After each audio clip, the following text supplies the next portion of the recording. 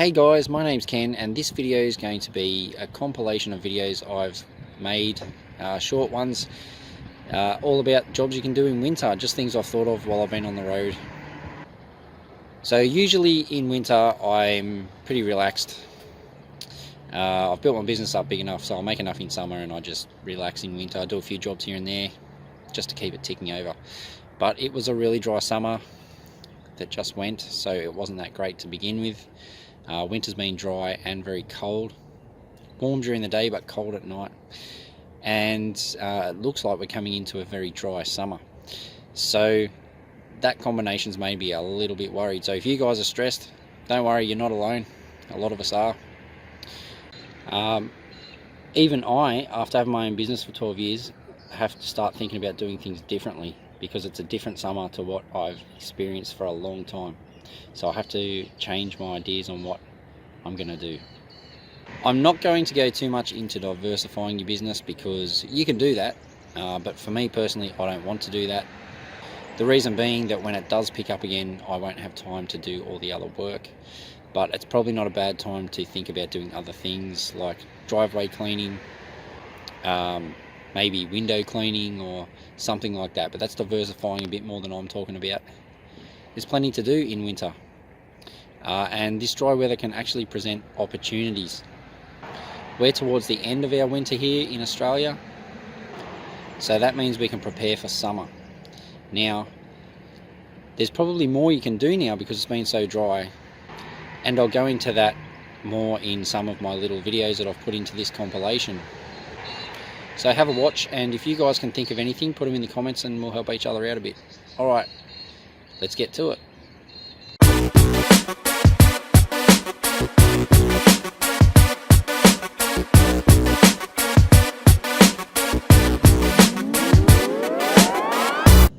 Hey guys, this is Ken and I'm going to do a video today talking about jobs you can do in winter. Now we're coming towards the end of our winter here in Australia, and these are things that I probably should have done, but I generally take holidays in winter, so I don't push too hard when it comes to getting more work. But if you're looking for things to do, there are plenty of things you can do in winter. You're not going to have as much work, but you can definitely find things to do. Things like raking up leaves for customers. You can find out what trees you can prune, what plants you can trim back for them. You can do that by going on the internet, or if I've covered a plant in my series all about learning about plants. Here's a list of things that I thought of while I was making this video. I kind of wish that I made this video earlier in the season so that I could have done some of these things. I'm not used to doing them because I never usually have to. I'm usually on holidays and I'm pretty comfortable in winter anyway. But just looking over this list, there was plenty of stuff I could have done, which I didn't mention in the video. Also, when you're doing the landscaping side of things, make sure you're doing jobs you are qualified for. You can get fined for doing certain landscaping jobs and you're liable for 7 years. So if something goes wrong, you won't be covered by insurance and you can get fined big dollars. So whenever you're doing extra work, make sure you don't need extra certificates. It's pretty tight here in Australia, so make sure you're doing the right thing, otherwise you could be out of pocket big dollars.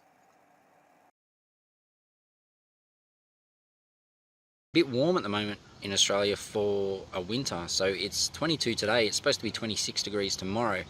So to put that into perspective, at about 22 degrees you're wondering whether you should be wearing a long sleeve shirt or not, and should you be wearing a t-shirt, and anything over that you'll be in a t-shirt and shorts. So it's quite warm for winter.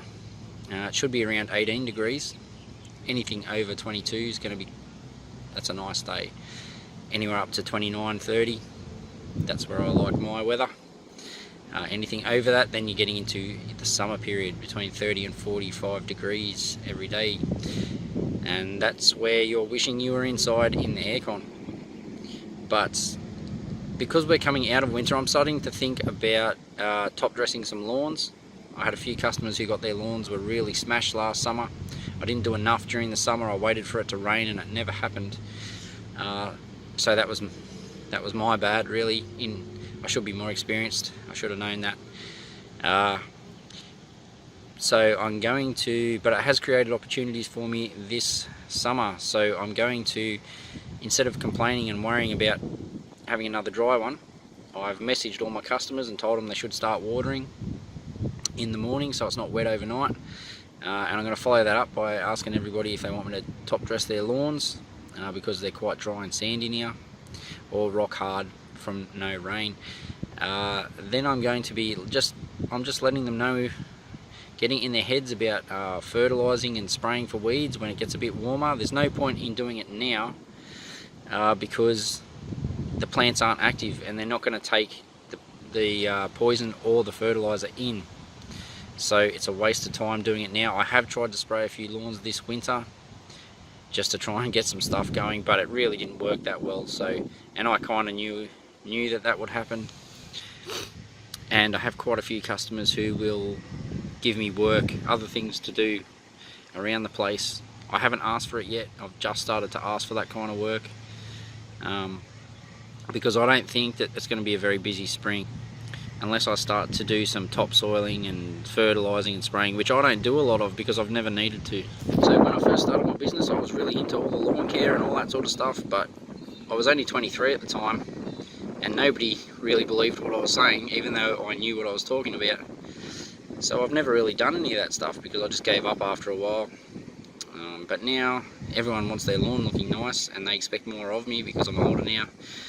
So I've got to get into doing that sort of stuff. Plus I think we're coming into drier summers for a few years and then we'll go back into the wet ones hopefully. But I'm going to steer away from my bigger properties. When they call me I'll definitely be there, but I'm going to move more towards smaller properties. They're easier for my customers to water and it's more likely that they're going to water them. But I also think we're going to come into water restrictions. So here in Australia we get water restrictions.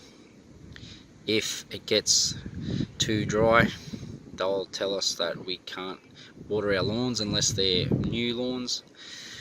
And when we can water them, we have to water them between certain hours of the day and for only a certain amount of time. So that could be a problem. But seeming as most people are at work during the day, when the water restrictions are on, it may not affect me that much. But yeah, I'm going to be more proactive this summer. Otherwise I'm going to be going backwards and I don't want to do that. My wife can pick up the slack in our house if she has to, but I like to be working. It's not a male female thing, I just like to be at work. I feel a bit depressed if I'm not working much and I don't have a good reason for it. So I feel like I need to work, so I try to. Don't be afraid to go and get educated, especially if you've just started your business and you don't have enough work. You don't know everything when you just start out, and you're not expected to know everything when you just start out. Personally, I started greenkeeping, but I realised it wasn't really necessary for what I wanted to do, so I changed over to horticulture. Now, that gave me a few good tips. I haven't remembered a lot of it as far as exact plant knowledge, but it did teach me where to look for the knowledge and how to search, how to talk to customers about plants, things like knowing scientific names as opposed to common names, which is extremely important, especially if you're talking to somebody maybe on the internet or you're looking up a plant on the internet. You want to know the scientific name, not the common name, because common names are different everywhere, whereas a scientific or the Latin name, that never changes. So it's the same all over the world. Getting educated, going to TAFE or university is also a good way to pass the time when you just start your business. I had a free day every week and it's not that expensive if you go to TAFE. Plus it's tax deductible if it's a business venture. The other thing about going to TAFE is you get to talk to other people in your situation and you get to network a little bit. When I was getting married, I just had my lawnmower business, but I needed to make more money because I was getting married. So I talked to one of the guys who was an apprentice at a golf course, and he got me in just as a labourer for 6 months. They needed me over the warmer periods, and the boss wanted me to stay on, but I wasn't interested. It wasn't for me. I didn't like the structure of the golf course. Not that particular golf course, but working on a golf course. Plus you got to work weekends, which isn't my bag. But it was good for me because I met people in the industry, and I met another guy from there, their second in charge, actually gave me work later on when I had my business as well. And if I ever want to find out technical answers to questions that I just don't know, I can ring those guys. So going to TAFE is good. You're meeting people that you know are in the same industry as you, and you can learn heaps from them. They give you little tips that you wouldn't have even thought of, so you don't feel so alone when you're in your own business. Well guys, that's it. I hope you liked the video. If you did, then like, subscribe and ring the bell to get notifications when I make a new video. If you have anything to add, then put it in the comments below. Thanks for watching, and I'll see you next time.